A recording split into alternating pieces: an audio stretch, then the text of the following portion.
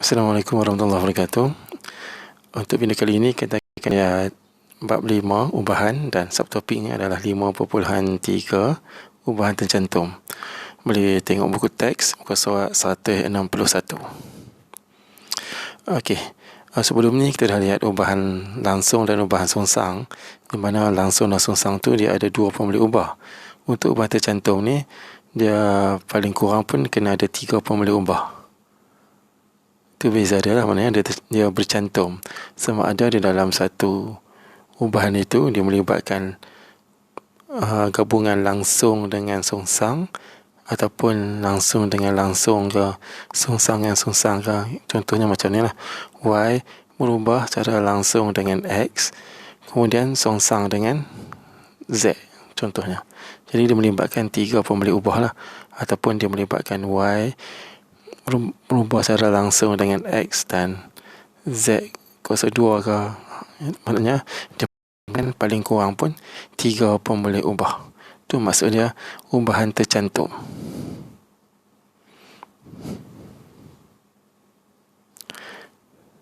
Jadi kat sini 5.3.1 ni dia kata menulis ubahan tercantum dengan simbol anak ikan tu. Jadi kita pun dah tahu dah macam mana nak tulis ubahan sama ada langsung ataupun songsang. Dia menggunakan simbol yang sama juga lah. Okay. Seterusnya kita tengok apa lagi. Kalau tengok pada buku teks ni, yang A ni ubahan tercantum yang melibatkan 2 ubahan langsung. Macam yang cikgu kata tadi lah, dia boleh melibatkan 2 ubahan langsung ataupun boleh melibatkan 2 ubahan songsang. Macam Y berubah secara langsung dengan XY pula dah, tak boleh lah. XZ ataupun Y berubah secara langsung dengan 1/XZ. Ni kedua-duanya langsung, ni kedua-duanya songsang. Terusnya mari kita tengok apa lagi. Satu lagi C ni dia melibatkan 1 ubahan langsung dan 1 ubahan songsang. Sama ada dia boleh melibatkan Y berubah secara langsung dengan Z, X dan songsang dengan Z. Ini kita panggil ubahan tercantum lah. Dia melibatkan paling kurang pun 3 pembeli ubah. Dan cara nak jawab soalan ni dia sama macam kita jawab soalan ubah langsung dan ubah songsang juga. Dia akan buang satu huruf, kemudian dia suruh cari tu. Kalau dia buang 2 ataupun lebih, maknanya tak cukup maklumat, jadi kita tak boleh carilah. Okay, kita terus kepada contoh 15, surat 162. Contoh 15. Tulis setiap ubahan tercantum berikut dalam simbol ubahan. Okay, kita tengok A. E berubah secara langsung dengan M dan kuasa 2V. Yang ni maksudnya kita terjemahkan daripada ayat BM tu ke dalam bentuk simbol matematik. Dia kata E berubah secara langsung dengan M dan kuasa 2V. Jadi V kuasa 2. B pula, P berubah secara songsang dengan Q. Jadi per Q lah. Dan juga punca R. Dan C, W berubah secara langsung dengan T kuasa 3. W berubah secara langsung dengan T kuasa 3 dan secara songsang dengan X. Jadi X duduk di bawah. Ini contoh 15 ni adalah untuk kita nak tengok cara kita tulis dia je. Okay. Terusnya kita try macam mana kita nak kira pula. Subtopik 5.3.2 tulis suatu ubahan tercantum dalam bentuk persamaan. Dia sama macam ubahan langsung dan songsang, di mana kita perlu letakkan K sebagai pemalar dia. Dan kalau Y berubah secara langsung dengan X dan songsang dengan Z, kalau persamaan dia akan jadi Y sama dengan KX per. Jadi kalau kita nak cari K ni, nak cari pemalar K, kita akan ubahlah Z ke sana, akan jadi Y darab Z sama dengan KX. Kemudian kita nak cari nilai K. X ni pindah pergi sana, jadi bahagi dengan Y darab Z bahagi dengan X untuk nak dapatkan nilai K. Nilai K memang kita akan cari untuk kita letakkan dalam persamaan, dalam bentuk persamaan tu. Setelah kita ubah pada bentuk persamaan. Kita lihat contoh 16. Tulis satu ubah tercantum berikut dalam bentuk persamaan. 16A. S berubah secara langsung dengan U kuasa 2. S berubah secara langsung dengan U kuasa 2. Dan T. Maknanya serentak lah. S berubah secara langsung dengan U kuasa 2 dan T. Kan S dia bagi 40. U dia bagi 4. T dia bagi 5. Ini nilai pemboleh ubah yang dia bagi. Jadi kalau kita nak ubah kepada bentuk persamaan, kita letak K sebagai persamaan. Jadi S sama dengan K U kuasa 2 T. Jadi kita nak cari nilai K. K sama dengan S bahagi dengan U kuasa 2 T. Jadi kita ganti nilai S tu. S kat sini dia bagi nilai dia 40 bahagi dengan U kuasa 2, 4 kuasa 2, 16 darab dengan 5. Jadi K dia kita akan dapat 1/2. Tekan kalkulator lah. Kat sini pun dah ada nilai 1/2. Maka persamaan dia, kita gantikan nilai K itu dengan 1/2, kita dapat S sama dengan 1/2 U kuasa 2 T. Itu cara kita nak cari nilai K lah. Untuk nak gantikan nilai K itu dalam persamaan. Sebab K itu adalah pemalar. Jadi nilai dia tak berubah. 1/2 juga. Sama juga dengan contoh B dan contoh C. Kamu boleh tengok sendiri apabila dia bagi nilai tu. Nak ubah-ubah tempat yang kamu dah belajar dulu tu kan. Harap kamu tak confuse lah. Okay, seterusnya kita tengok apa lagi. Subtopik 5.3. Mencari nilai pemboleh ubah tertentu dalam ubahan tercantum. Dalam subtopik ni semacam yang cikgu cakap tadi pun samalah. Dia akan suruh kamu cari satu pemboleh ubah yang dia hilangkan. Dalam masa yang sama dia bagi pemboleh ubah lain lah. Kalau ada 4 pemboleh ubah, dia suruh cari satu pemboleh ubah lah. Dan 3 lagi dia bagi lah. Kalau dia tak bagi 3, dia bagi 2 saja, maknanya maklumat tu tak cukup. Jadi tak boleh nak cari juga lah.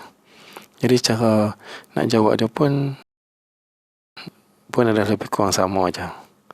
Kemudian subtopik 5.3.4 menyelesaikan masalah. Kalau yang melibatkan masalah ni selalunya soalannya yang melibatkan ayat-ayat yang panjang lah. Macam contoh 20 ni. Dia bagi ayat panjang, kemudian kamu kena cari kata kunci, kemudian terjemahkan dia kepada bentuk persamaan matematik. Jadi untuk sebelum cikgu mengakhiri video ni, cikgu nak tunjuk satu soalan lah. Praktiskan diri 20.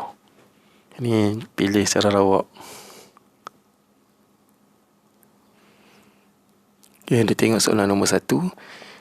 Terbaca sikit. Sepadu sebuah silinder tegak berubah secara langsung dengan kuasa 2 diameter. Okay, sepadunya kita letak V lah.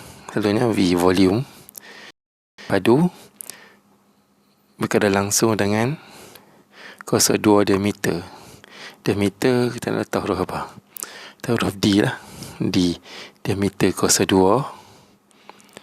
Dan tingginya. Tinggi kita letak T.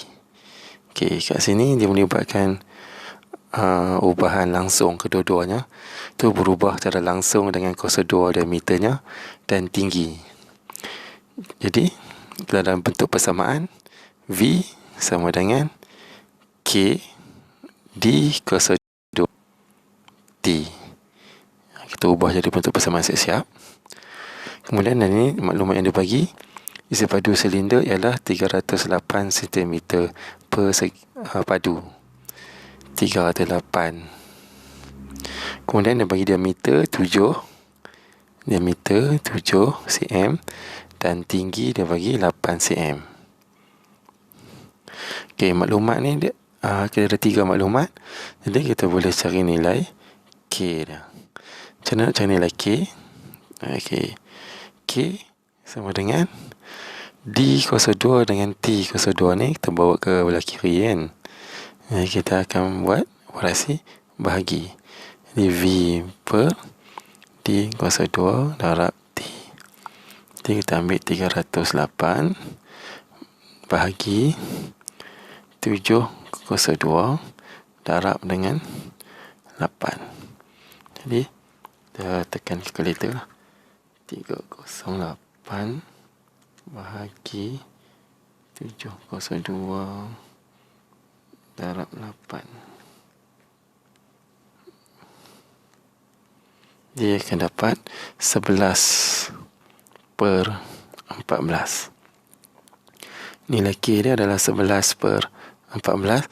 Jadi kita tulis balik. V sama dengan 11 per 14 D kuasa 2 T. Jadi ini hubungan antara V dengan D dengan T. Kemudian A, hitung isi padu silinder apabila diameter dan tinggi silinder masing-masing ialah 5 cm dan 14 cm. Jadi kita ganti je lah. V sama dengan 11 per 14 darab dengan diameter dia 5 kuasa 2 kali dengan 14. Jadi macam ni, tekan kalkulator je. 11 per 14 darab 5 kuasa 2 darab 14 dapat 275. Kalau nak tulis unit, tulis sentimeter padu. Itu untuk A. Dan B pula, tinggi silinder jika isi padunya ialah 88 cm padu dan diameternya adalah 4 cm. Kita guna persamaan ini juga. Kita bagi V. V 88 sama dengan 11 per 14 darab dengan diameter 4 kuasa 2 darab tinggi. Tinggi ni kita tak tahu. Itu bagi unknown.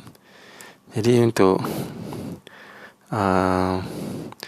soalan untuk macam ni, yang ni kamu boleh terus tekan kalkulator lah. Tekan 88 alpha calculate 11 per 14 darab 4 kuasa 2 darab T tu kamu tekan alpha, tekan X, alpha X, kemudian tekan shift calculate dan shift calculate, dan kamu akan dapat nilai T sama dengan 7. Okey, itulah cara nak selesaikan masalah yang melibatkan bahan tercantum. Dan secara conclusionnya, cara kesimpulannya, ubahan ni adalah terdapat 3 lah. Ubahan langsung, ubahan songsang, kemudian ubahan tercantum. Tercantum ni sama ada tercantum dengan 2 langsung, 2 songsang, ataupun campur. Songsang ada, langsung pun ada. Kemudian kita cari nilai K. Kemudian kita guna pengiraan yang ringkas saja, yang melibatkan kita ubah-ubah kiri ke kanan, kanan ke kiri. Kemudian kita boleh cari nilai-nilai pembeli ubah yang diminta lah. Dan pastikan bentuk ubahan ni kita tahu macam mana kita nak ubah dia daripada bentuk ubahan tukar kepada bentuk persamaan dengan terletak K sebagai pemalar. Itu saja untuk video kali ini. Sekian, terima kasih.